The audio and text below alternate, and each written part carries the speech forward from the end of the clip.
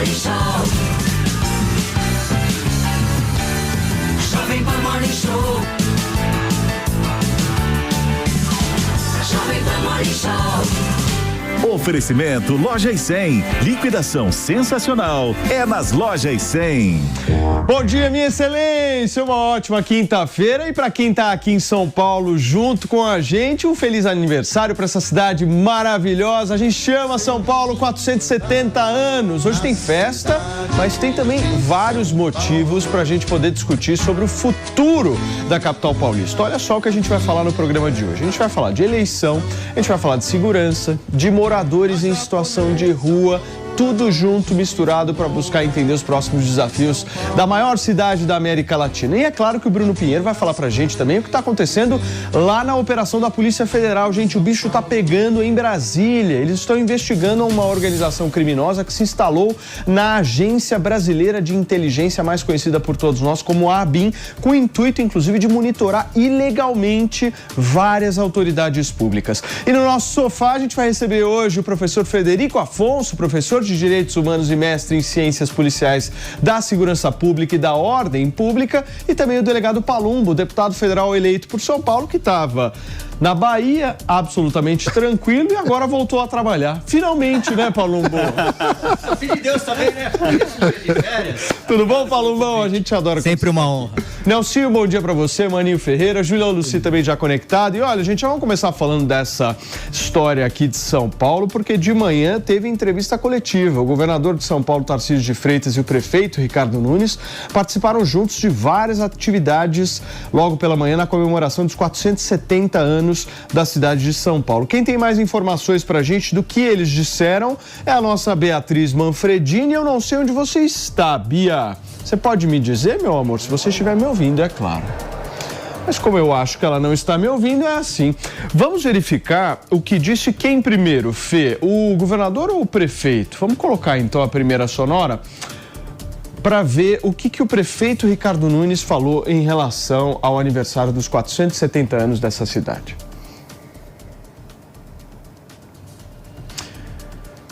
Bom, turma, é assim mesmo. Feriadão, as coisas acontecem. Voltou agora. Resolver os problemas das pessoas em situação de rua. A cidade de São Paulo, como as grandes metrópoles do mundo, elas acabam, né, sendo um ponto, um local onde as pessoas acabam indo. Eu comentava aqui com a Lívia que muita gente veio aqui para a nossa cidade para trabalhar, desenvolver, contribuíram com o desenvolvimento dessa cidade, mas muitos também vieram ou já estavam aqui e não conseguiram realizar os seus sonhos e acabaram em situação de rua. A gente tem feito um trabalho, tem me dedicado todos os 365 dias do ano para o atendimento a essa população. Acho que não existe nada mais triste e uma situação de maior vulnerabilidade do que alguém que está em situação de rua. Muito bem, gente, está aí a fala do prefeito da cidade de São Paulo, Ricardo Nunes, em relação aos moradores em situação de rua. O Fê, não sei se tem aí o vídeo, quando ele fala do Lula e do Bolsonaro. A gente tem esse vídeo fácil aí para exibir? Eu queria poder passar agora. Vamos verificar o que disse o Ricardo Nunes em relação a essa questão política aqui em São Paulo. Pode rodar. Numa eleição, nós temos que fazer um trabalho de agregar os apoios. Mas sempre lembrando, né, não serão os apoiadores nem os cabos eleitorais que vão governar. Quem vai governar é o candidato que será escolhido pela população.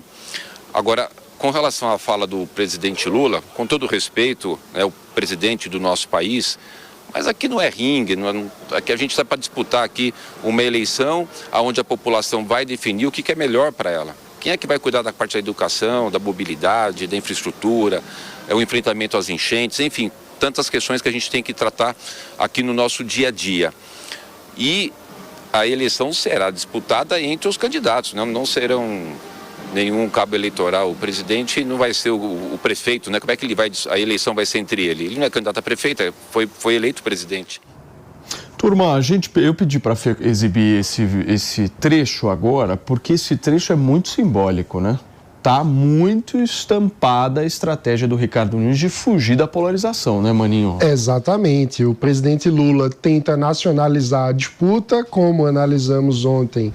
Há uma tentativa de se tornar onipresente em todo o país, então é uma forma de cultivar a própria personalidade como líder de um campo político, tentando polarizar o país todo em torno da sua própria figura, mas a escolha que de fato está colocada para o cidadão fazer esse ano é sobre a gestão e o futuro das cidades. Então, nesse sentido, o prefeito Ricardo Nunes faz bem em tentar retirar a polarização nacional da frente, para poder, de fato, abrir espaço para o debate sobre a cidade de São Paulo. É isso que é importante para o cidadão.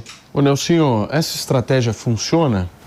Olha, Paulinho, bom dia para você, para os colegas todos, para a audiência aqui do Morning Show. A questão é a seguinte: político não faz nada que não seja bem pensado, e principalmente com base em pesquisa. Então não é um chute, não é uma aposta. Certamente, tanto a base do Guilherme Boulos e do presidente Lula sabem que se polarizar, eles ganham com isso, quanto a base do Ricardo Nunes e talvez os seus aliados mais próximos saibam que se eles polarizarem essa questão, eles perdem com isso. Então é claro a estratégia de ambos, de um levar para a disputa Lula-Bolsonaro e do outro lado do Ricardo Nunes de fugir dessa disputa. A questão é que o Ricardo Nunes fica numa situação muito difícil, que eu acho que ele acaba sendo engolido por essa polarização. Não vai ter para onde correr, ele vai ser engolido pela polarização, ele vai ter que se submeter a essa disputa mais radicalizada e envolvendo o ex-presidente com o presidente. Quem pode, de alguma maneira, furar essa bolha da polarização e aí entrar em outro debate de eleição polarizada contra a eleição não polarizada é a Tabata Amaral, que pode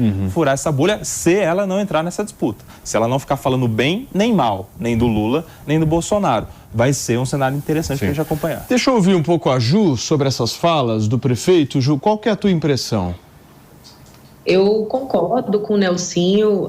A cada evento que a gente vê contra alguma personalidade vinculada ao bolsonarismo, e a gente está vendo uma ação sistemática em relação às pessoas associadas, né, ao ex-presidente Bolsonaro, existe um risco de se consolidar uma opinião negativa em torno, né, do ex-presidente Bolsonaro e acabar afastando votos. Mas política é um pêndulo.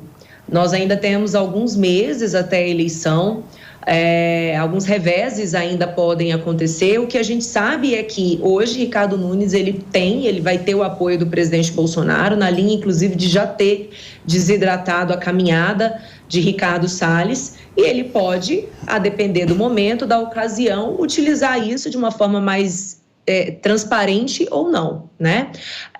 Agora, eu só queria destacar que a gente fala sempre aqui do prefeito Ricardo Nunes, né, de Ricardo Salles, a gente comenta também de Tabata, Boulos, Kim Kataguiri, que ainda está tentando se colocar no jogo, mas também existe hoje uma pré-candidata, que é a Marina Helena, ela não é deputada, e que, inclusive, de uma forma diferente, ela é pré-candidata grávida. Então, eu acho importante a gente mencionar todos os players, porque eles estarão presentes nos debates e vão trazer questões importantes para os cidadãos da cidade de São Paulo, e a gente já viu na história política brasileira recente pessoas que ali no início da corrida eleitoral eram desconhecidas, com pouquíssimo approach assim, em relação à população, e conseguiram caminhar e ganharam, né?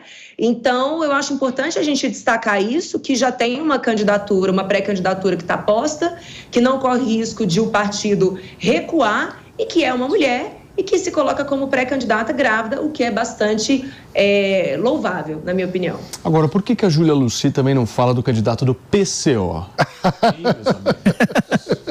Porque também é candidato, Júlia Lucy. Se você quer falar de todo mundo, vamos jogar todo mundo, certo? Mas um parêntese, Paulinho, é que a Marina Helena foi secretária de privatizações do ministro Paulo Guedes. Então, nessa situação em que muita gente da direita se sente órfão, né, porque o prefeito Ricardo Nunes não assume o apoio de Jair Bolsonaro, esse currículo de ter integrado o governo Bolsonaro na Secretaria de Privatização do ministro Paulo Guedes pode seduzir uma parte dos eleitores. Exatamente. Ela a Marina Helena, a primeira candidata na história de São Paulo grávida, né? Se eu não estou enganado. A primeira vez que São Paulo vai ter uma candidata grávida. Vamos verificar o andamento aí.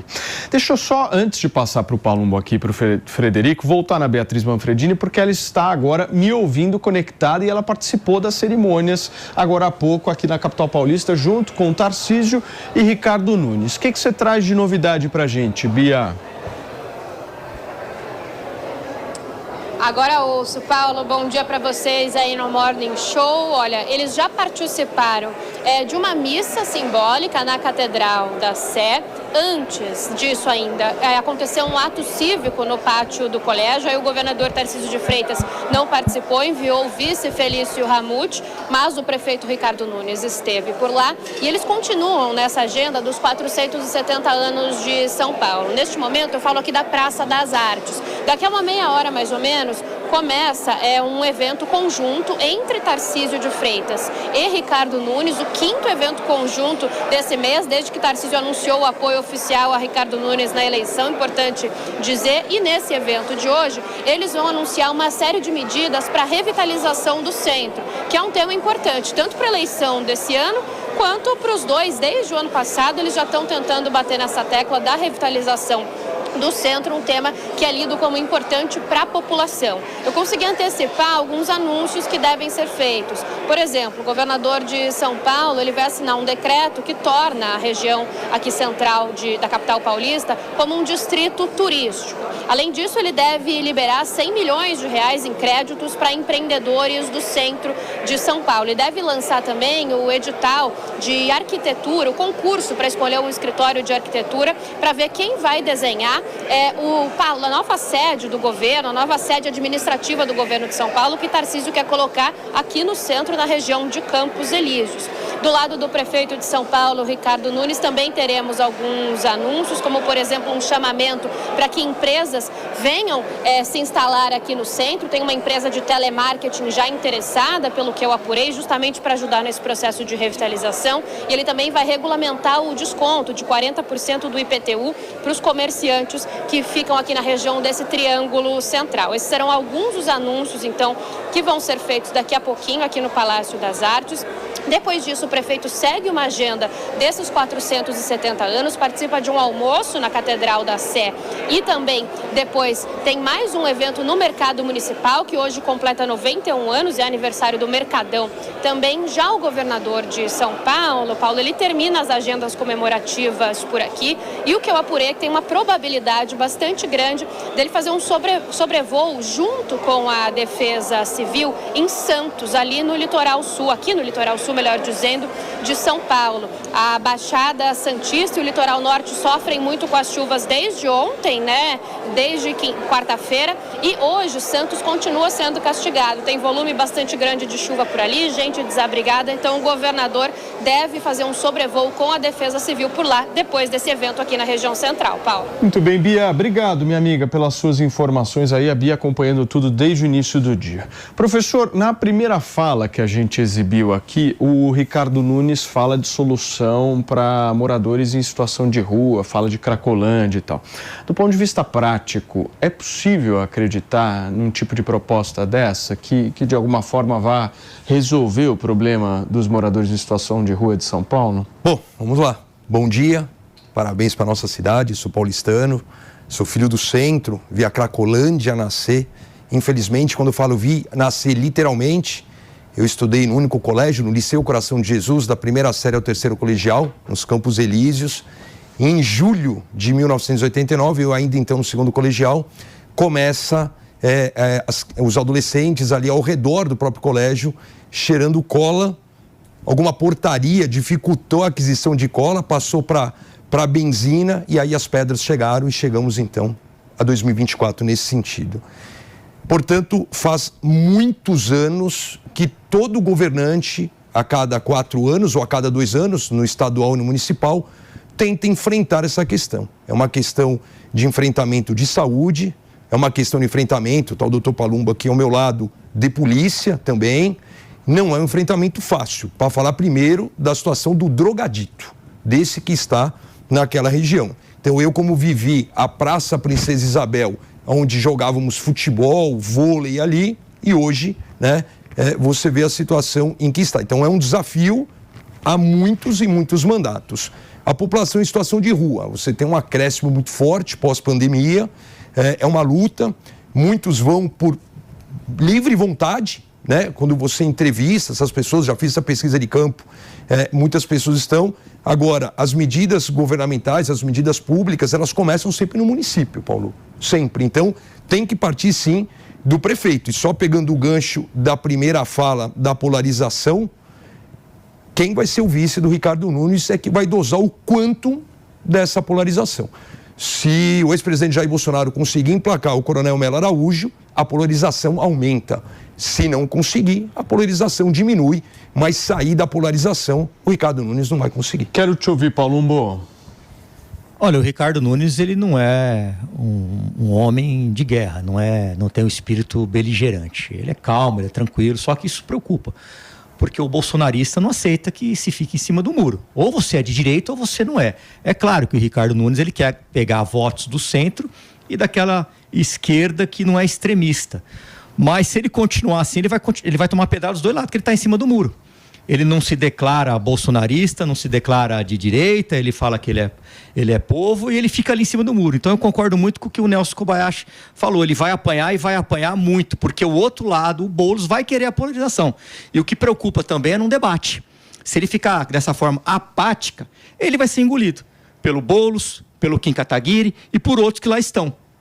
Na hora que ele vai ser provocado, se ele ficar desse jeito, se esquivando, fugindo, a população, creio que não vai aceitar isso não, viu, Matias? Mas, o Palumbo, eu acho que ele está agindo de acordo com o que as pesquisas que ele está fazendo aqui na cidade de São Paulo estão dizendo. E aqui na cidade de São Paulo, as pesquisas dizem o seguinte... Pesquisa encomendada por quem? Se afaste do Bolsonaro.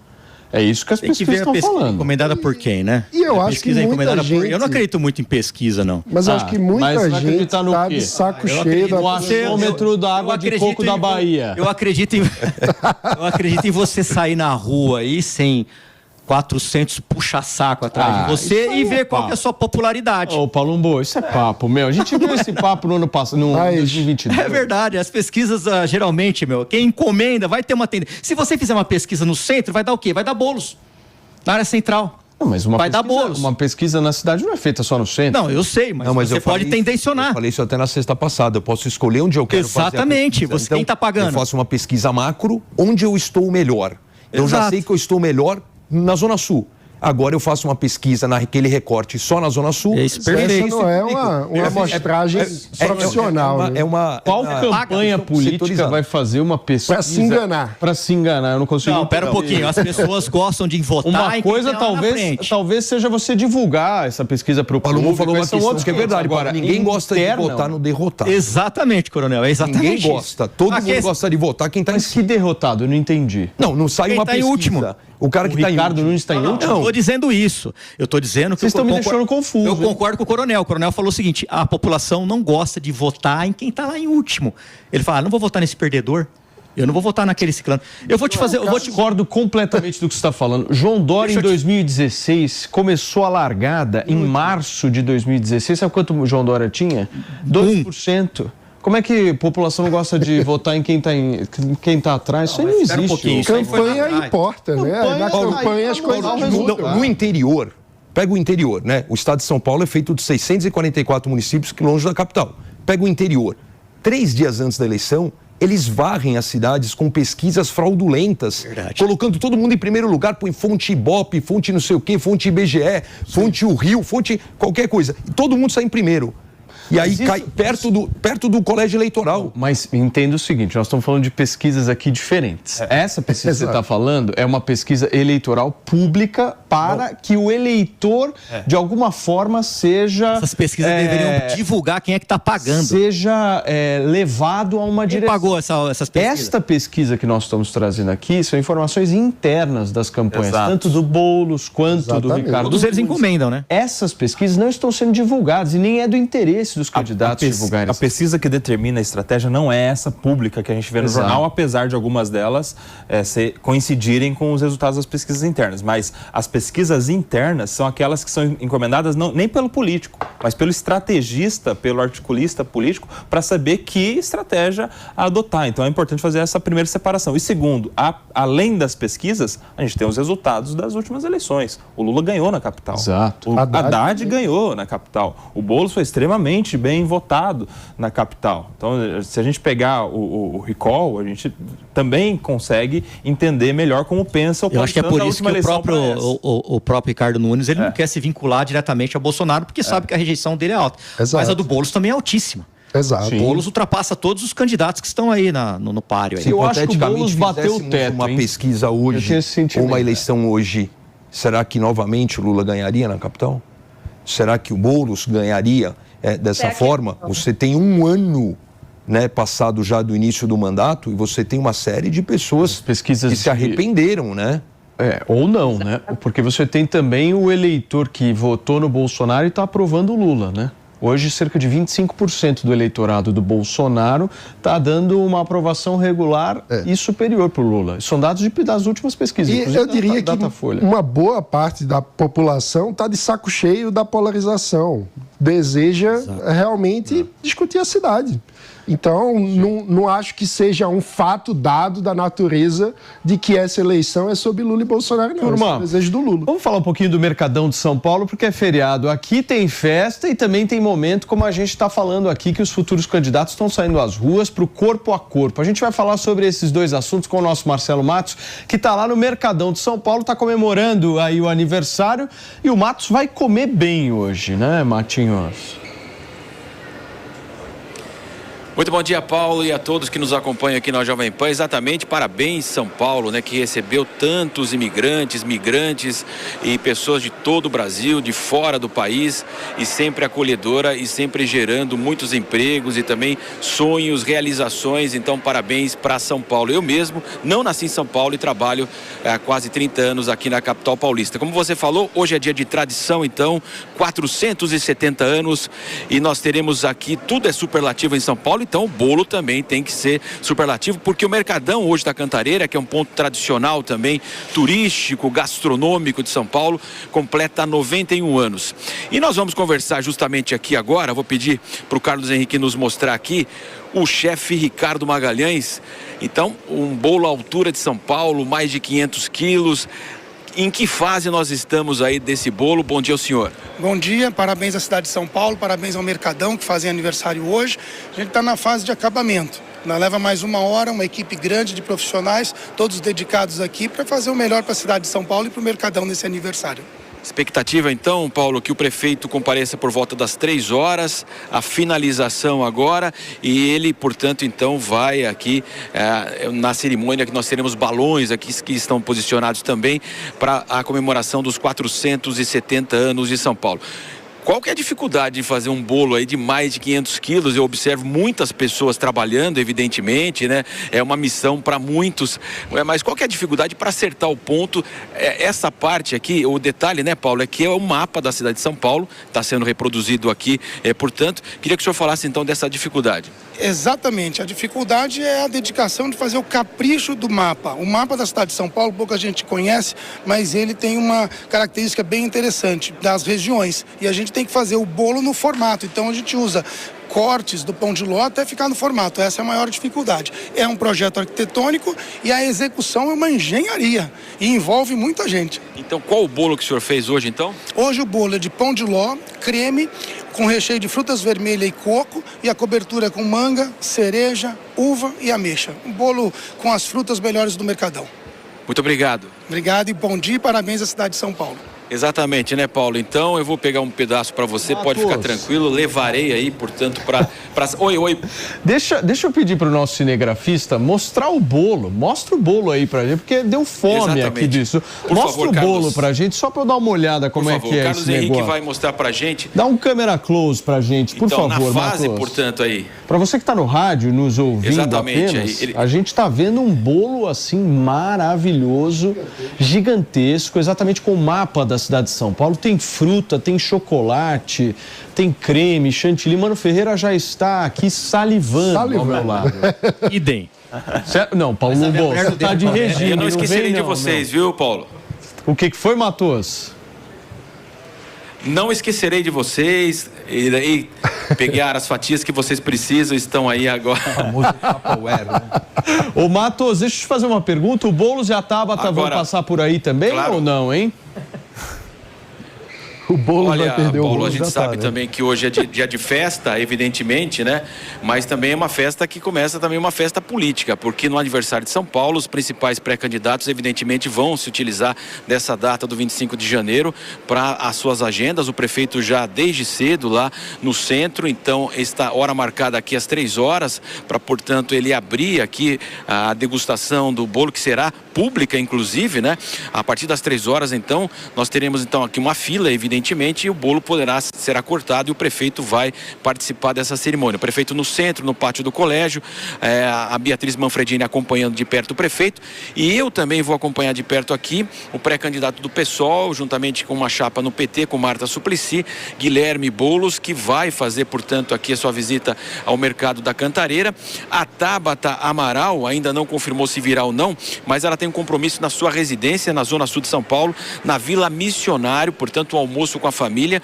Então, assim, os principais pré-candidatos, podendo dizer assim, que já estão se posicionando, evidentemente, cumprindo agendas. Então, hoje, uma data especial também para a política, e nós vamos acompanhar a presença aqui de Guilherme Boulos do PSOL, portanto, expectativa que ele chegue em breve aqui, viu, Paulo? Muito bem, Matos. Obrigado, Marcelo Matos, direto do Mercadão de São Paulo, que hoje completa 91 anos, trazendo informações da agenda dos candidatos. Candidato que é bom, come bolo no aniversário de São Paulo, certo, Palumbo? Só não pode dar bolo, né? Você gostou do trocadilho, né?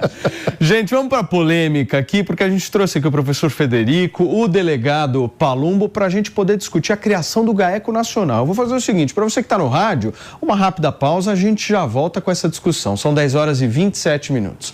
E para você que está na televisão com a gente, só para vocês entenderem, o Mário Sarrubo, novo secretário nacional de Segurança Pública, ele está causando muita discussão justamente pela proposição desse GAECO Nacional. Ele está propondo replicar em nível nacional os grupos de atuação especial de repressão ao crime organizado que já existem há anos nos ministérios públicos estaduais e que seria para ter uma ação conjunta contra a criminalidade.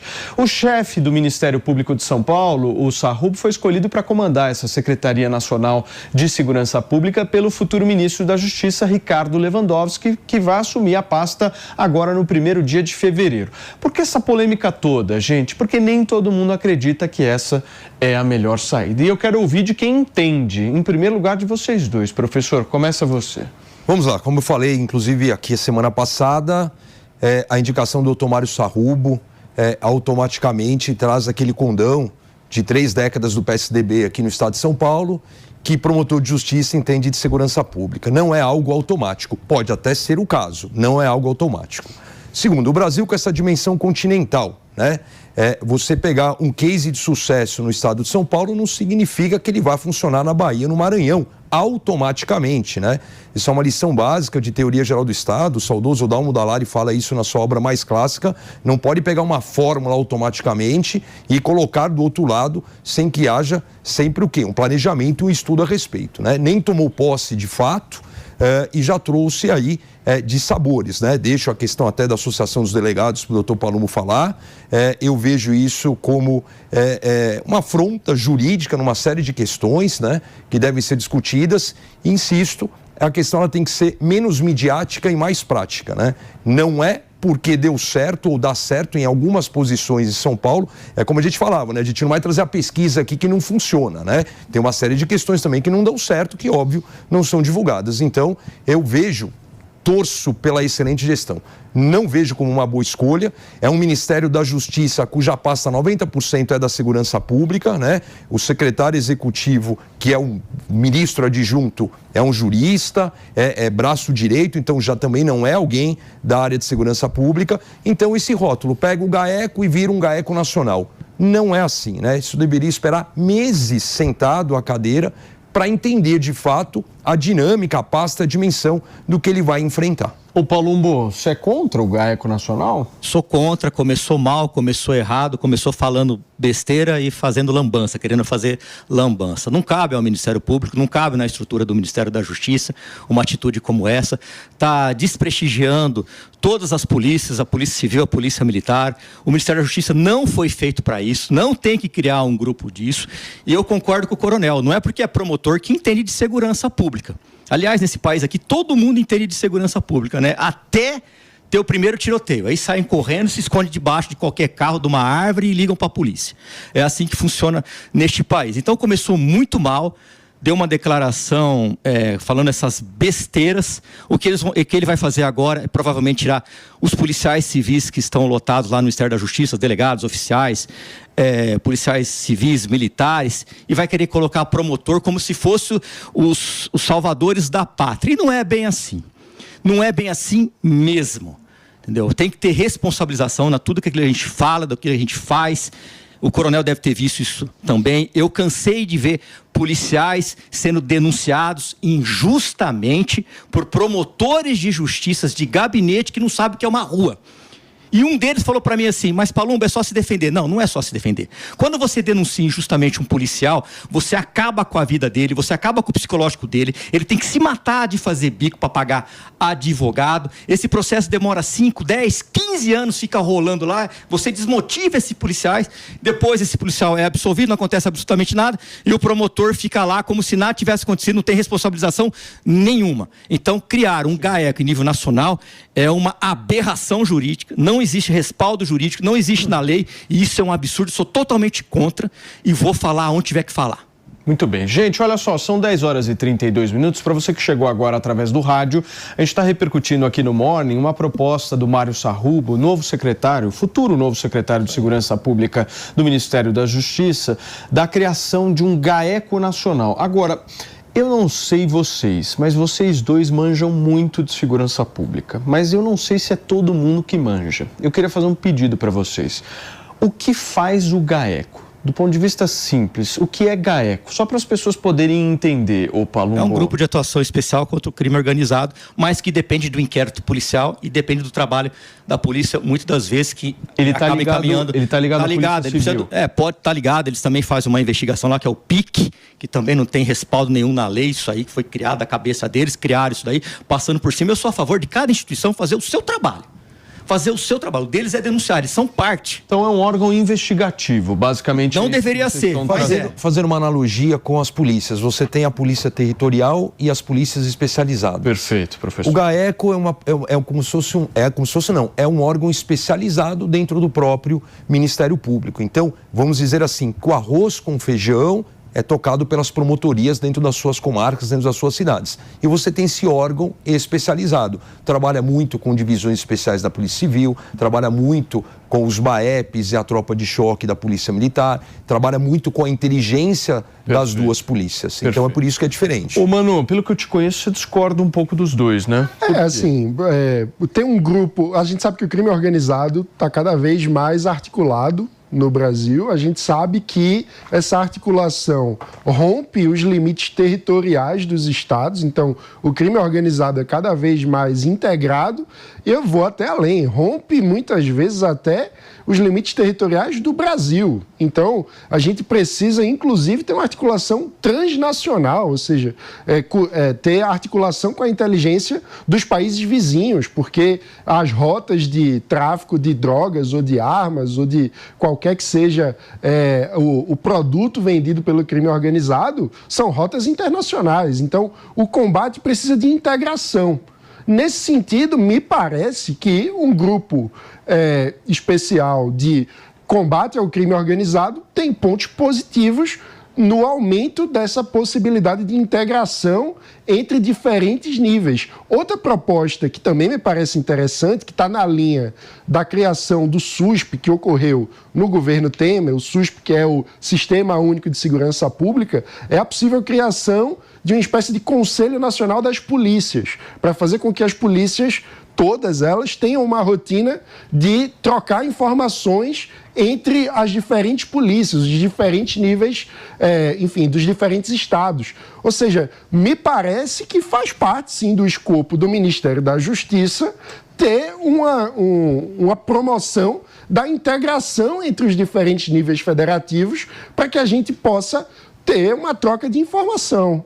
Gente, eu já vi que o Nelson e a Ju estão querendo falar. Deixa eu só trazer, antes, a gente vai voltar nesse assunto, eu vou inserir um pouco mais de detalhes nessa história de toda a investigação, porque a gente vai agora para a Polícia Federal. Ela deflagrou na manhã de hoje uma operação para investigar uma organização criminosa que se instalou na Agência Brasileira de Inteligência, a ABIN, com o intuito, inclusive, de monitorar ilegalmente várias autoridades públicas. Um dos alvos é o deputado federal Alexandre Ramagem, do PL do Rio de Janeiro, pré-candidato a prefeito da cidade. Quem tem informações dessa operação é o nosso Bruno Pinheiro, o homem da informação desta emissora. Fala, Brunão.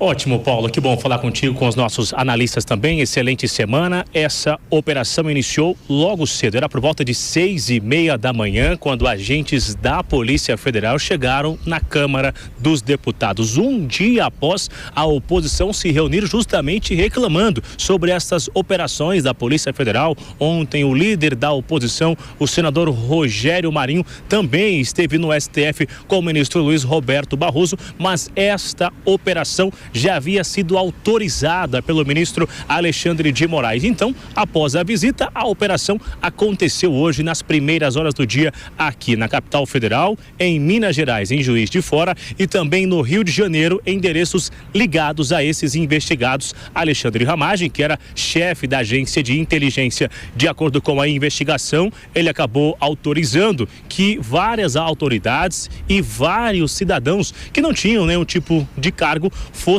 fiscalizados em tempo real através de aparelhos celulares, de computadores, a geolocalização onde eles estavam, inclusive servidores do setor de comunicação do Palácio do Planalto na gestão do ex-presidente Jair Messias Bolsonaro. Ramagem está aqui na capital federal, mesmo com esse recesso, já foi intimado pela a Polícia Federal e é aguardado ainda hoje, justamente onde estamos aqui de olho, no acesso, no estacionamento da sede da Polícia Federal. Ou seja, ele será ouvido um depoimento de Ramagem ainda nesta quinta-feira aos investigadores que estão acompanhando este caso. São 20 ordens judiciais. 7 homens da Polícia Federal também tiveram as suas atividades suspensas imediatamente. Até agora, eu tentei conversar com assessores de Alexandre Ramagem, não responderam, não tem nenhuma informação oficial, não foi confirmada a hora que ele vai chegar também aqui. Eu conversei rapidamente aqui com nomes da oposição, reclamaram novamente que a segunda semana seguida que acontece uma operação da Polícia Federal ligada à oposição e a um segundo nome que também está interessado em concorrer às eleições no Rio de Janeiro em 2024. Ramagem é também um homem da Polícia Federal, já atuou em investigações. O que eu ouvi que será um momento difícil, já que ele já esteve em várias investigações, várias operações e hoje ele vai estar do outro lado. Ele que será ouvido, ele que está sendo investigado. A gente continua de olho. Se ele chegar, eu volto a chamar aqui Paulo Matias. Você manda, Bruno Pinheiro. Obrigado, meu amigo, pelas suas informações e pelo seu trabalho. Gente, vamos repercutir tudo junto e misturado, né? Estamos falando de inteligência, de investigação. Ju, a palavra é sua. Paulinho, eu quero lembrar aqui que a Associação de Servidores da Agência Brasileira de Inteligência, né, os oficiais de inteligência do Brasil, que, diga-se de passagem, são profissionais extremamente capacitados, eles se pronunciaram sobre essas denúncias, rechaçando qualquer possibilidade de a ABIN ter sido aparelhada nesse sentido. Então, falar que houve a instalação de uma atividade criminosa dentro da ABIN, eu acho que é precoce, né? As investigações estão acontecendo, elas precisam acontecer, mas nós precisamos lembrar que a ABIN é feita pelos seus servidores de carreira de Estado, que têm estabilidade e que têm condições de se opor a ordens que tenham sido dadas de forma ilegal. Então, particularmente, conhecendo muitos deles, eu duvido que isso tenha acontecido, que a ABIN tenha sido desvirtuada dessa maneira. Ponto número 2, o delegado Ramagem, ele vai prestar esse depoimento agora. Eu acho que muita coisa vai ser elucidada e eu preciso lembrar aqui que nada acontece à toa. Ele é hoje pré-candidato a prefeito do Rio de Janeiro pelo PL e nós estamos vendo, sim, vou colocar como um escrutínio mais profundo de candidatos vinculados ao bolsonarismo, né, para ser bem eufêmica mesmo. Então, eu acho que muita coisa está acontecendo e a gente precisa dar aquele cuidado, né, da avaliação das provas que sejam levantadas, da abertura de um possível processo judicial ou não, porque inclusive não tem denúncia, não tem nada. Não sei se a gente pode voltar no caso da GAECO. Pode, Ju, pode. Mistura tudo, a BIM, GAECO, tudo que é sigla que você quiser misturar, você fica à vontade.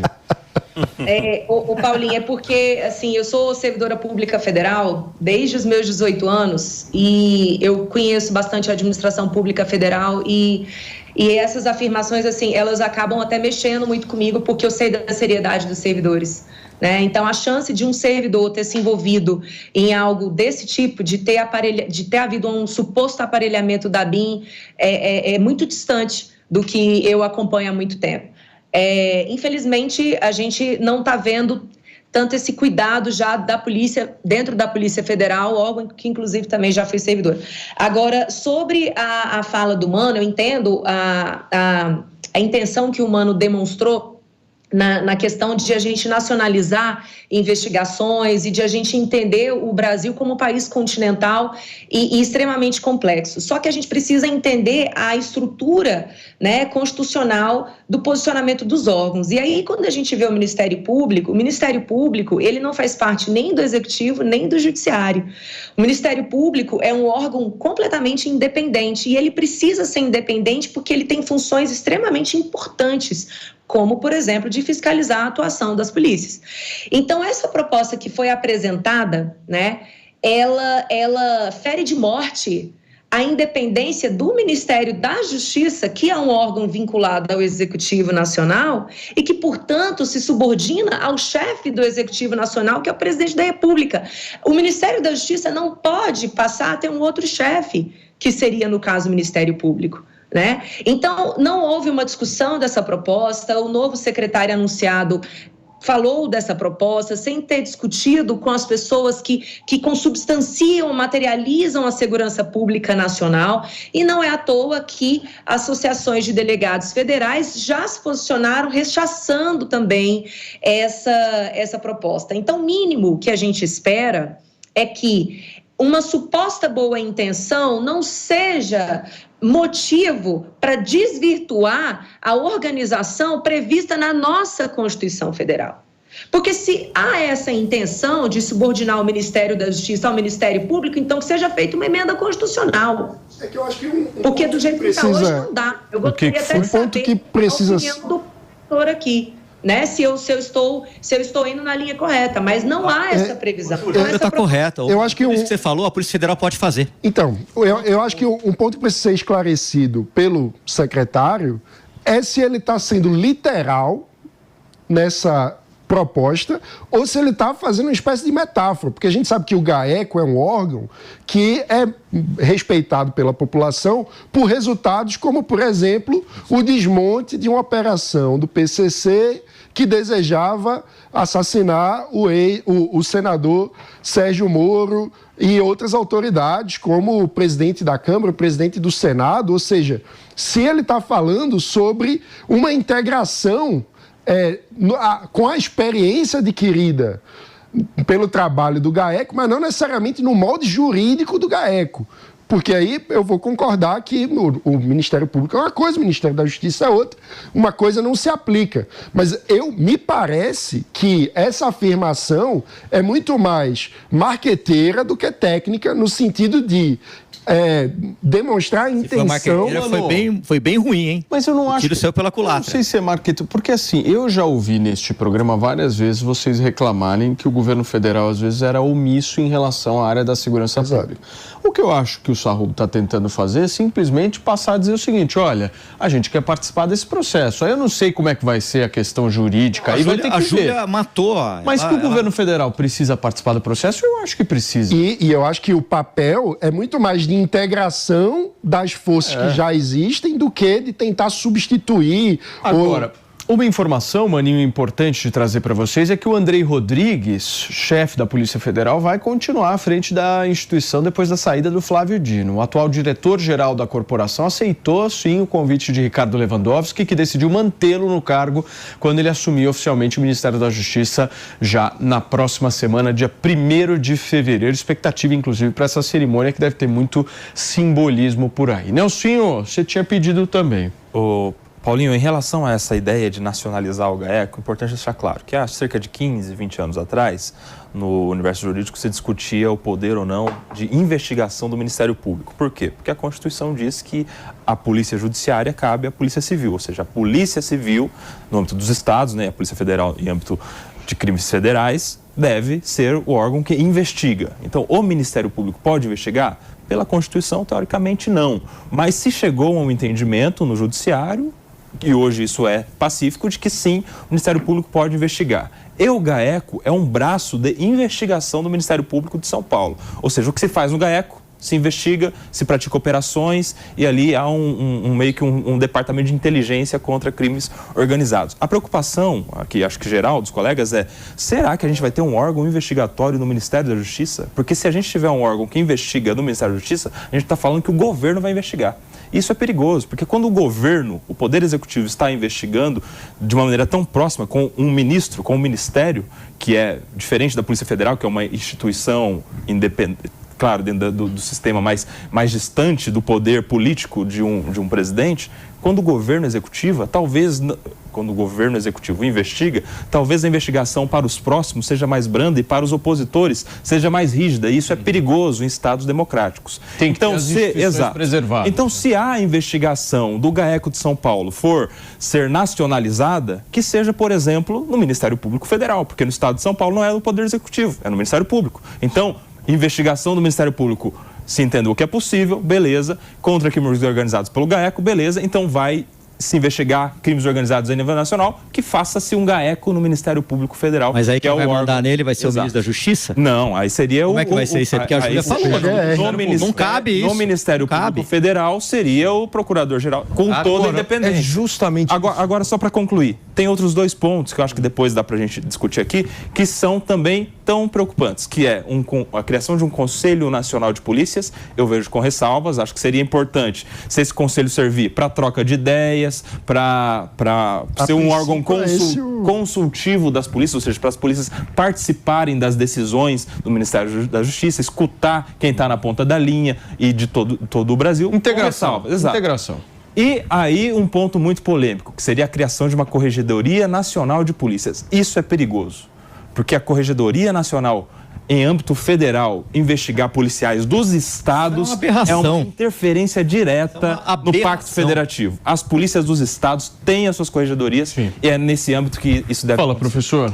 Eu vejo aqui uma premissa que foi muito alimentada na pandemia. Você querer hierarquizar município, estado e a União. Eu vejo muito isso na sala de aula, perguntas básicas, às vezes em direito administrativo, direito constitucional. Quem manda mais, o prefeito ou o governador? Quem manda mais, o governador ou o presidente? Cada qual tem a sua competência. E isso foi muito fragilizado na pandemia, principalmente aqui no estado de São Paulo. O nome dele já foi citado, então vou aqui retroalimentá-lo, que é uma pessoa que eu admiro muito, porque ele sozinho conseguiu acabar com o PSDB. O João Dória, ele falava o quê? Eu e os 644 prefeitos estão comigo dando a ideia de subordinação. A fala do Dr. Mário Sarrubo dá essa ideia de subordinação e você quebra. Na competência do ente federativo, principalmente no artigo 24 da Constituição, as normas gerais cabem à União e você tem as competências regionais e locais aos estados e aos municípios. Então, quando ele traz esse texto, quando ele traz essa retórica do tipo, olha, é o GAECO nacional, dá a entender que eu vou comandar tudo, eu vou mandar tudo. E assim, claro, uma interpretação minha. Eu hoje comando o Ministério Público de São Paulo. Agora eu vou comandar tudo. Vai sentar ele e o doutor Paulo Gonet do lado, que é o chefe do Ministério Público Federal, e falou assim, agora, ó, nós somos donos de todo o Ministério Público, né, do país. Então, essa retórica, como o Mano falou, talvez um marketing equivocado, eu vejo como uma afronta, flerta como uma afronta ao texto constitucional. É esse cuidado que tem que tomar. Tem que ter integração? Tem que ter integração. Se o crime é organizado, porque a segurança pública será desorganizada. Agora, nós temos, por exemplo, Mano e Nelson, nós temos o Conselho Nacional dos Comandantes Gerais das Polícias, a Polícia Civil tem um conselho delas que se reúne. Nós tivemos recentemente uma reunião de todos os secretários de segurança pública. Então, hoje, se você volta à década de 80, que cada qual tirava um RG no ente federativo e ele não era procurado num estado e era em outro, aí tudo bem. Agora, hoje você já vem para essa integração. Olha, nós estamos em 2024. Agora é que vai ter a primeira prova unificada para a magistratura. A OAB, o senhor deve lembrar, cada prova era num estado de um jeito. Eu estou falando de integração de informações, né? Então, hoje, tem que conversar. Mas não assim. Eu sou dono de tudo. Cadê o Pacto Federativo? Exatamente. Deixa eu só fazer um rápido break para você que está no rádio. São 10 horas e 50 minutos. A gente já volta aqui na Jovem Pan. Pediu, Palumbo? Eu concordo mais uma vez com o coronel, e não dá para... E a Júlia foi perfeita. Quem é que vai mandar no promotor? Eles não vão aceitar ser mandado por ninguém que não seja do Ministério Público. Já começa por aí. A gente conhece bem o Ministério Público, é um órgão respeitável, faz bons trabalhos, mas eles não vão aceitar. E tem que ter controle, cada um no seu quadrado. Não cabe criação de GAECO no Ministério da Justiça. Tudo isso que você falou, Mano, que você é favorável, simpático à ideia, que você falou de integração, a ideia da integração. De investigações interestaduais, internacionais, já tem a Polícia Federal. Vamos fortalecer a Polícia Federal. É ela que tem que fazer a investigação. Aliás, são extremamente competentes. Quando não há ingerência política. Muitos anos eu falo isso. Todas as polícias de todos os estados sofrem ingerência política. E a federal também. Deveria ser polícia de estado. Mas, infelizmente, é polícia de governo. E isso é um absurdo. Eu já citei alguns exemplos aqui. No passado aconteceu várias vezes, onde se investigavam políticos, prefeitos. O que acontecia com o delegado? Ele era afastado. Pronto, e acabou. Eles avocavam o inquérito policial e esse delegado competente, é afastado. O delegado Palumbo está investigando o prefeito de Pirapora, não sei de onde. Vamos afastar ele, joga ele lá em Araçatuba. Pronto, acaba com a investigação e coloca algum aliado do governo. Infelizmente, é assim que acontece em todas as polícias de todos os estados. E que a federal não é diferente. Fala, Manu. Mas a minha questão é, para além da Polícia Federal, que, claro, é um órgão fundamental para a segurança pública, a gente precisa, por exemplo, que a Polícia Civil de São Paulo colabore mais com a Polícia Civil do Rio.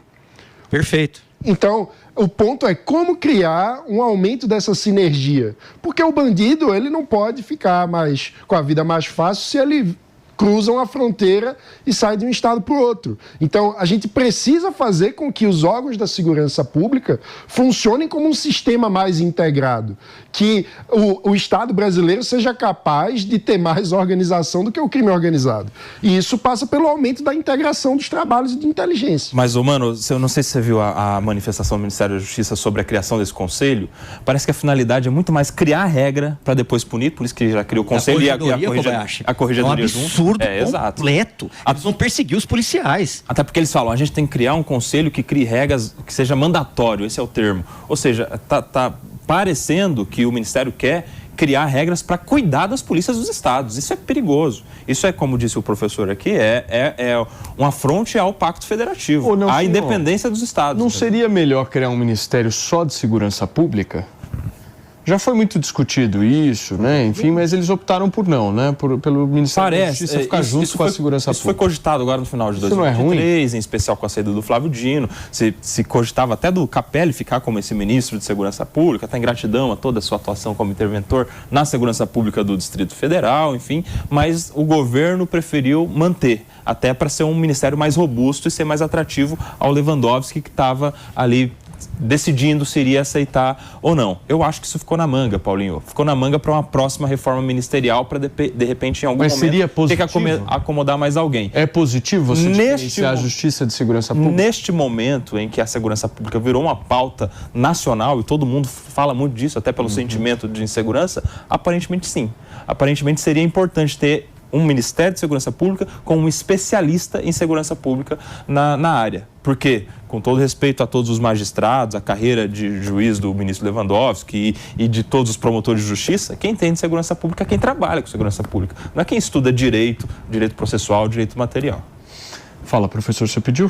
Pegar um gancho do Mano, nós tivemos uma operação recente aqui no estado de São Paulo, no Mato Grosso. Você falou, mas foi no estado de São Paulo ou foi no Mato Grosso? Então, uma integração. A polícia de São Paulo foi atuar justamente ali na divisa com o estado, atuando em parceria, inclusive, naquela circunscrição. Então, a gente já tem essa sinergia, essa integração, independentemente da chegada deste GAECO nacional. E essa questão que o Nelsinho levantou aqui de uma Corregedoria Nacional, o doutor Palumbo mais uma vez pontuou de forma cirúrgica, carece de competência administrativa disciplinar para você punir. Você tem vício de iniciativa. Aqui a gente que atua nessa área do contencioso, a gente sabe. Então não tem, como é que eu vou punir, né? Vai avocar. Não tem competência. Insisto, né? Estão querendo fazer um Brasil unitário ao invés de federativo. Estão querendo trazer para si as competências que não lhes pertencem. Deixa eu receber quem nos acompanha pelo rádio agora. São 10 horas e 55 minutos. E olha, gente, o governo está preparando uma nova portaria para limitar o funcionamento do comércio nos feriados. Segundo o ministro do Trabalho, Luiz Marinho, o texto vai discriminar quais atividades precisarão ou não de acordo coletivo de trabalho. E aí, Palumbo, me conta Olha, eu estava conversando com um baiano lá na Bahia, obviamente. Olha que interessante. Não, mas é muito paulista para nós nessa época, carioca. E ele falou, antigamente a gente começava a trabalhar com 14 anos. Eu comecei a trabalhar com 14 anos. Hoje em dia eles querem começar a trabalhar com 40. Pô, então deixa o comércio abrir, deixa o povo trabalhar. Para com essas limitações. Não pode trabalhar, não pode isso, com 14 anos não pode fazer aquilo, mas pode trabalhar na biqueira. Na biqueira pode trabalhar, pode vender droga, pode fazer tudo. Mas aí você colocar num comércio para trabalhar, não pode, é trabalho infantil. Então, cara, eu sou favorável à liberdade. O comerciante, o empresário, ele vai estar pagando o seu funcionário. Se ele tiver que trabalhar no domingo, no feriado, ele vai ganhar mais por isso. Então, eu sou a favor. Só para esclarecer, eu sou a favor do empresário, né, Palumbo? Não, eu penso no trabalhador. Você não tá nem aí, né? Deixa eu te falar uma coisa. Num país desempregado, o ruim mesmo é procurar emprego na segunda. Então temos que ser grato ao nosso trabalho. Eu, quando trabalhava de office boy, eu era grato ao meu trabalho de office boy. Eu trabalhei de motorista de perua. Eu ficava entregando móvel para o escritório o dia inteiro. Aqueles cofres de 200 quilos eu entregava. E era grato pelo meu salário. Por isso você gosta de Kombi, né, Paulo? Adoro Kombi. Adoro Kombi, Fusca, coisa velha. Até minha mulher é velha. Ô, Palumbo, onde é que foi parar o PP, hein? Tá na viatura? O PP, quero brigar com o PP. Cadê o PP? Sumiu o PP. Manda um beijo pra ele. PP, vamos visitar uma quebrada de São Paulo. Eu quero lhe apresentar a periferia de São Paulo. Em pleno feriado, hein? Pleno feriado. Ô, Palumbo, isso é coisa da esquerda. Ó, o PP, cadê hoje ele aqui, ó? Feriado não vem, tá vendo? É verdade. Ele não quer trabalhar no feriado. Ju, você tem notícias do PP? Eu tenho, sim. Olha e eu que... quero... Eita! É que eu tenho falta dele no programa, PP. Bom. Ai, que... Muito bem. Olha só. Júlia Luci, você estava toda empolgada com a fala de Palumbo aqui. Por favor, querida, do que você gostaria de falar em relação aos feriados? É que vocês vão ficar defendendo o empresariado. Defendo o trabalhador. Defendo o emprego. Eu acho que vale esclarecer que a portaria não fala sobre idade, né? Porque o Palumbo falou de começar a trabalhar aos 14. Que eu conversei no banco, achei muito inteligente. É só um exemplo, porque a portaria fala sobre a limitação de horário, de criar dificuldade para o lojista que deseja abrir no feriado. É um absurdo que vai contra a liberdade econômica. Fala, Juju. Paulinho, eu ando muito de Uber, porque inclusive eu não tenho mais carro. E aí eu sempre pergunto para os motoristas se eles concordam com a proposta de regulamentar a profissão deles. Até hoje, não houve um que dissesse para mim que quer. E aí, qual é o principal argumento? Eu faço meu horário, eu trabalho domingo, eu trabalho de madrugada, eu trabalho sábado. Eu vou trabalhar onde eu consigo fazer mais dinheiro. Eu tenho as minhas metas. Então, isso é tão óbvio que que as pessoas vão adaptar os seus serviços às demandas do mercado. Aqui, por exemplo, em Brasília, nós temos uma rede de laboratório que funciona no domingo. Se ela começou a abrir no domingo, é porque ela sabe que tem muitas pessoas que precisam fazer o exame ao longo da semana e não conseguem ir. Qual é o problema dessa rede abrir no feriado? Então, a gente vê o Estado, mais uma vez, interferindo nas decisões das pessoas, seja do pequeno empresário, seja do grande empresário. A gente está vendo aqui uma interferência que não traz nada de positivo, que apenas alimenta uma cultura que demoniza o trabalho, enquanto que a gente deveria glorificar o trabalho. Porque você só é adulto de verdade se você se sustenta com a sua força de trabalho, com a sua independência. Obviamente, sabendo que há pessoas que não conseguem trabalhar. Mas quem consegue trabalhar vira adulto quando paga suas próprias contas.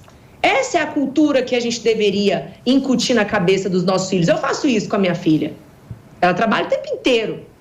Então, enquanto continuar nessa cultura de demonizar o trabalho, de achar que essa é uma proposta que vai beneficiar os empresários, mas a gente coloca um contra o outro, enquanto que a gente deveria buscar uma sinergia, porque todo mundo depende do outro. Então, a gente anda para trás. É triste, porque todo dia é uma notícia pior do que a outra. A gente está andando para trás, andando para trás. Daqui a pouco a gente vai comentar outras aqui no Morning Show de outras intervenções do governo que quer, de novo, definir como o povo tem que gastar o dinheiro, mas não dá liberdade para o povo trabalhar. É triste demais. O que foi, professor? Sabe, vou pegar um gancho que a Júlia falou, já que ela está em Brasília, né?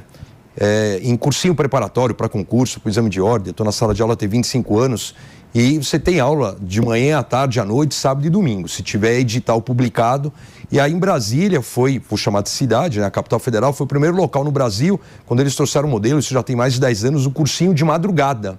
Então você tinha curso preparatório, hoje com o sistema online tudo mudou muito, né? Mas você tinha cursinho preparatório, que as aulas eram da meia-noite às 5, ou seja, todo mundo trabalhando na madrugada.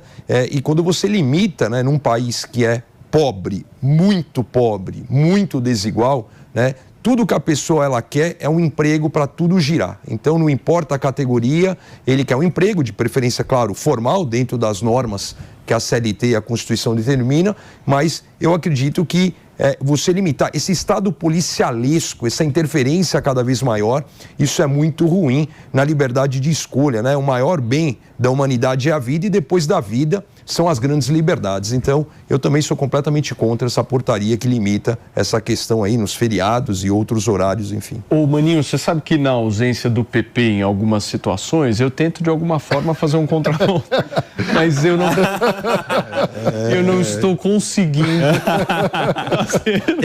Até eu tô concordando com a ideia. Unânime. Não estou conseguindo fazer, mano. Sabe, ajuda o Paulinho aí, mano. Esse tema não vai dar. O problema da esquerda brasileira é o quê? Ela olha para a realidade e diz, essa realidade está muito longe do ideal de mundo que eu gostaria que as pessoas desfrutassem. E aí acham que vão construir o ideal a partir da lei. Então é como se a canetada fosse construir um mundo das maravilhas. Como se o efeito de você criar uma regulação... Porque eu entendo o sentimento do esquerdista que olha para isso e diz, não, mas trabalhar no feriado é algo que tira a pessoa da família, é algo que as pessoas ficam cansadas. Então, no mundo ideal, seria ótimo que todos pudessem escolher quando vão ou não trabalhar no feriado. A questão é que você não constrói o mundo ideal a partir de uma canetada. Você constrói a partir da ampliação das opções de escolha, para que cada um, dono da sua própria vida, possa fazer a melhor escolha segundo o seu juízo. Então, se a gente deseja melhorar, e todos nós desejamos, obviamente, melhorar a situação do trabalhador, o que a gente tem que fazer não é numa canetada proibir aquilo que alguém acha feio, ou acha ruim, ou acha desconfortável. É fazer com que o trabalhador tenha mais opções, para que ele possa ser dono da sua vida e escolher conforme a sua própria condição. E aí, Nelsinho? Bom, a questão é a seguinte, Paulinho, parece que a gente está no estado de emprego pleno, de que todo mundo está empregado, de que a gente está batendo recordes de produtividade, e não é bem assim, porque essa portaria, ela só dificulta o crescimento do Brasil. Essa portaria ela só dificulta a produção de riqueza, de serviços. Só obstáculo, né? E um obstáculo para a liberdade, como o Mano falou também. Então ela vai na contramão. Será que, como ficaria agora um trabalhador que quer trabalhar, que combinou com um empresário que quer que ele trabalhe em um feriado, de repente esses dois sendo impedidos de realizar esse acordo de trabalho do feriado, porque veio uma portaria do Ministério da Justiça, ou no caso do Ministério do Trabalho, uma portaria que dificulta o trabalho. Eu acredito que, de fato, assim, não sei como alguém conseguiria fazer um contraponto nesse caso. Difícil, até o PP eu acho que ficaria... O PP é o do contra, ele ia conseguir. Será? Eu tenho certeza que ele ia conseguir. Não, ele é bom nisso. É especialista em ser do contra. Ele é pós-graduado nisso. Júlia Luci pediu? Pedi. Não, é pra gente ver o tanto que a vida do PP é difícil. Eu já falei isso pra ele muitas vezes. Ele tem que ser genial pra dar conta. Porque não é fácil, não. Às vezes você dizer que a grama não é verde, olha, você tem que fazer Agora, respondendo a pergunta do Nelson, que ela é brilhante, como que um trabalhador conseguiria compatibilizar com um empregador trabalhar num dia que está proibido? A gente está vendo a instituição da mentira, os contratos de gaveta. Este é o problema. Então, daí a gente consegue já antever uma série de outros problemas, porque você pode estabelecer um acordo hoje por debaixo dos panos, dentro de uma relação amigável, mas vai que lá na frente um briga com o outro, um denuncia o outro, aí mais um processo na Justiça do Trabalho, mais custo do nosso judiciário, que já é um dos mais caros do mundo. E eu quero até comentar que ontem eu não tive oportunidade, eu falei desse desestímulo à judicialização da vida. Essa é uma das premissas do próprio Conselho Nacional de Justiça. Essa cultura beligerante que foi estabelecida no Brasil, de toda hora querer processar o outro, gente, isso é contraproducente, isso vai contra a lógica de um Estado que funciona, de um país que funciona. Nós temos que ser capazes de resolver os nossos conflitos de uma forma madura, sem ter que ficar esperando tudo por parte de um juiz.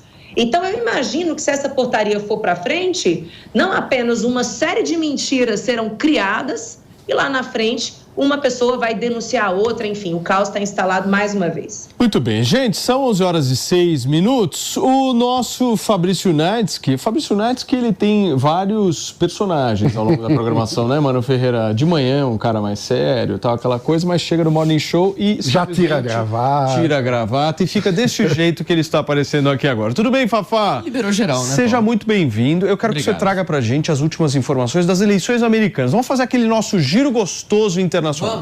Vamos viajar pelo planeta. Olha, Donald Trump está em busca de um vice. Quem quer ser o vice de Donald Trump? Essa é a grande pergunta lá entre os republicanos, já pensando que ele vai de fato ser nomeado pelo partido para disputar contra Joe Biden a presidência lá em novembro.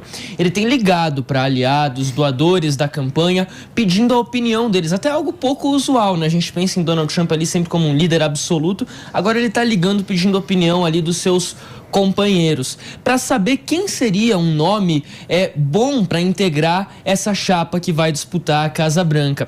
A preferência dos aliados, a preferência das pessoas próximas a Donald Trump é que ele indique como vice uma mulher ou um negro, para tentar ganhar votos em um eleitorado que ele teve muita dificuldade em 2020, áreas de periferia nos chamados swing states, que são aqueles estados que não têm ali uma preferência definida entre republicano ou democrata, que toda eleição muda, e ele teve muita dificuldade nessas áreas lá em 2020. Então isso seria uma maneira ali de procurar um nome de repente um pouco mais moderado, dar uma suavizada na chapa e conseguir uma aprovação popular maior para vencer Joe Biden. Alguns nomes são cartas fora do baralho. É o caso do Mike Pence, ex-vice do Donald Trump lá entre 2016 e 2020. Isso porque eles brigaram, Mike Pence pulou fora desse barco quando o Trump começou aquelas acusações de fraude nas eleições que ele perdeu para o Biden. O Pence não concordou com aquilo e aí não tem mais conversa entre os dois. A Nikki Haley, que é a outra candidata, pré-candidata republicana, também parece carta fora do baralho, Paulo. Isso porque eles têm trocado cada vez mais acusações. Trump numa tentativa de fazer com que ela desista da pré-campanha, mas ela está resistindo e fazendo algo que poucos pré-candidatos republicanos se atreveram a fazer até esse momento, que é criticar Donald Trump, dizer que ele é incapaz de ganhar a eleição esse ano. Isso não tinha sido feito ou dito por nenhum outro pré-candidato, justamente por um temor ali de não conseguir aprovação dentro do partido, já que ele é a figura mais popular entre os republicanos, né? Esse negócio de escolha de vice é muito maluco na política, né? Porque quando um candidato chega e fala o seguinte, ou uma campanha fala o seguinte, eu preciso de uma mulher, eu preciso de um negro. Eu não sei, parece que você está na feira escolhendo qual que é a melhor. Não dá essas. É um negócio meio maluco, né? Preciso de um negro. Então vamos lá ver qual que é o melhor negro. Sabe, é um negócio, estamos falando de seres humanos. Eu não sei se é muito maluco isso que eu estou falando. Não é, Ju? Não é um negócio zoado. Nossa, isso? É perfeito. Zoado isso, meu. Tanto que as pessoas entendessem a dimensão, assim, do que você acabou de falar, porque, inclusive, acaba se tornando um demérito para o escolhido, né? Total. Isso, quando a Kamala Harris foi escolhida, algumas pessoas comemoraram, temos uma mulher vice-presidente. Sério, eu vi ali mais uma mulher sendo usada para um projeto de um homem, entende? E eu fiz alguns comentários assim na época, e aí obviamente fui acusada de ser racista, porque a dissonância cognitiva no Brasil, ela não é apenas fruto de uma educação falha, mas também de muita gente mau caráter, né? Mas eu fiz esse comentário à época, mas assim, a gente vê muito isso na disputa das OABs também. Muito, porque dentro da OAB existe uma cota estabelecida, né? Para o conselho ali tem que ter um mínimo de mulheres, tem que ter um mínimo de negros. Eu não sei se já entrou também em cota trans, que eu vejo como outro grande problema também, né? Mas a essência do indivíduo que carrega em si os seus méritos, a sua trajetória, os seus valores, isso vai se esvaindo em virtude da sua pele, por exemplo. É o oposto do combate ao racismo. É muito triste. A gente deveria enxergar isso e rechaçar, porque a ideia de você colocar o tempo inteiro as pessoas em caixinhas, tirando da sua humanidade. É muito triste. Mas eu acho que são coisas também diferentes. Por exemplo, essa coisa da cota, aí é uma inserção que está tentando fazer para diversos segmentos da sociedade. Nesse caso da vice ou não, é um aproveitamento, né? E, no caso, uma necessidade para o Trump causada pelos próprios discursos dele, que muitas vezes as posturas dele foram, por exemplo, ele fica falando muitas vezes que imigrantes são criminosos, que os imigrantes que estão nos Estados Unidos saíram ou de presídios ou de manicômios, quando a gente sabe que tem uma população imigrante importante nos Estados Unidos e que também muitas vezes é eleitora, cidadã, vota. Então ele acaba criando dificuldades a partir da sua própria postura. Tem a famosa frase que vazou dele, dizendo que pegaria uma mulher pelas partes íntimas dela. É o tipo de postura, de comportamento que gera dificuldade, que depois ele tenta remediar, procurando um vice que mostre que ele não é tão intolerante assim com aquela minoria que ele ofendeu. Queridos, deixa eu trazer aqui uma informação sobre o programa Voa Brasil, que está oferecendo passagens aéreas mais baratas e deve começar, inclusive, no dia 5 de fevereiro, segundo o ministro de Portos e Aeroportos, Silvio Costa Filho. Quem volta ao programa para trazer mais informações sobre esse projeto é o Bruno Pinheiro, porque o governo ainda prevê um fundo de financiamento dessa história, né, Brunão? Conta pra gente. De 4 a 6 bilhões de reais, já que as passagens aéreas literalmente estão nas alturas. E aí o governo quer financiar para tentar ajudar, então, tanto as companhias aéreas para quitar algumas dívidas, adquirir novas aeronaves, financiar também passagens para estudantes e para as pessoas que estão no cadastro único. A expectativa é de vender passagens aéreas a R$200 para alguns setores da sociedade. E aí, esse financiamento entre 4 e 6 bilhões de reais, esse incentivo para as companhias aéreas, já a partir do dia 5 de fevereiro. Vamos ouvir o que respondeu durante uma entrevista coletiva ontem o ministro Silvio Costa Filho em relação a este lançamento. A ideia do governo é, no dia que lançar, já começar a vender as aéreas a R$200. Vamos ver. A gente está querendo, nesses próximos 10 dias, já está em construção com o ministro Haddad, com o presidente do BNDES, Mercadante. Nós iremos apresentar ao país um fundo de financiamento da aviação brasileira para que as empresas aéreas possam buscar crédito, se capitalizar e, com isso, poder ampliar investimentos na aviação, que vai desde refinanciamento de dívidas, que vai de investimentos em manutenção, como também compra de novas aeronaves. Estamos trabalhando ao lado do BNDES, né, e do Ministério da Fazenda, aproximadamente um fundo entre 4 a 6 bi de financiamento das companhias aéreas, mas a gente espera em 10 dias comunicar oficialmente ao Brasil.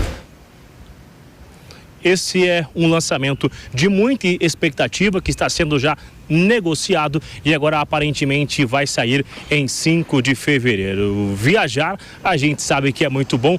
Jornalista ama viajar. O que falta é uma folga e dinheiro também, viu, Paulo Matias?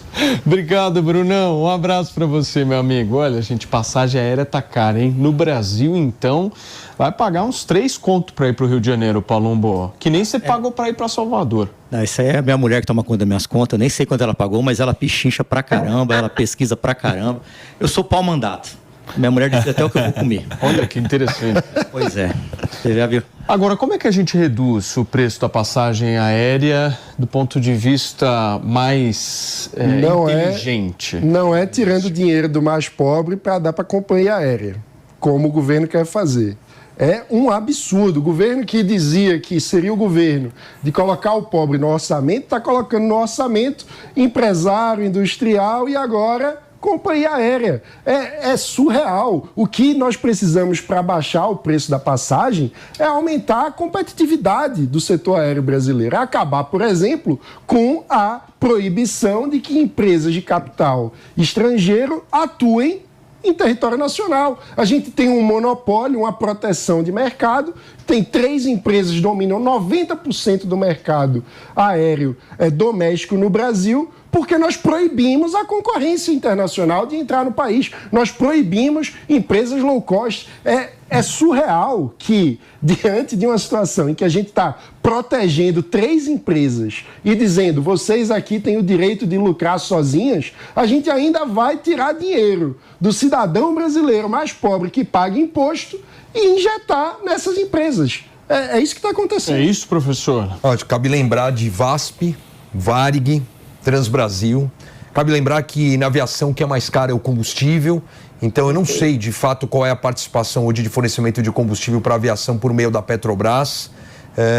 Mas quando você fala, por exemplo, em reduzir captação de imposto numa conta que não fecha, né? Nessa luta constante entre o Ministério da Fazenda, o Planejamento e o chefe do Executivo Federal, então eu vejo com dificuldade. Mas essa coisa do livre mercado também, Mano Ferreira, é complexo, hein? Não é tão simples assim. O que é complexo é ter um país do tamanho do Brasil com 3 empresas operando no setor aéreo. Isso ok, mas você dá a garantia que se você abrir o negócio, vai baixar o preço da passagem? Claro. Baseado no quê? Não, é só olhar o exemplo internacional.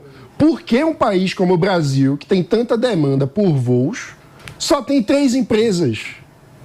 Por quê? O que é que... Não há justificativa para isso. Você pega países na América Latina com um mercado muito menor que o brasileiro, tem mais competitividade no setor aéreo. Sim.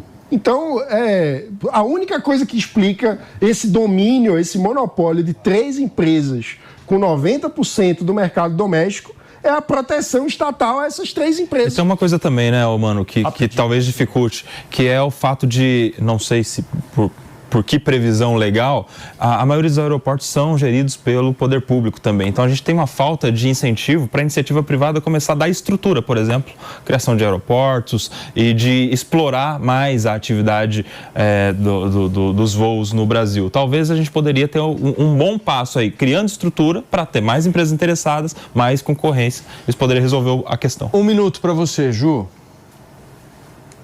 Vamos lá. Quando o governo está baseando muito essa proposta dele no vácuo, né, de passageiros ali, que ele calcula em torno de 20% dos passageiros, de vagas, né, no voo, um voo decola com 20% de assentos ausentes.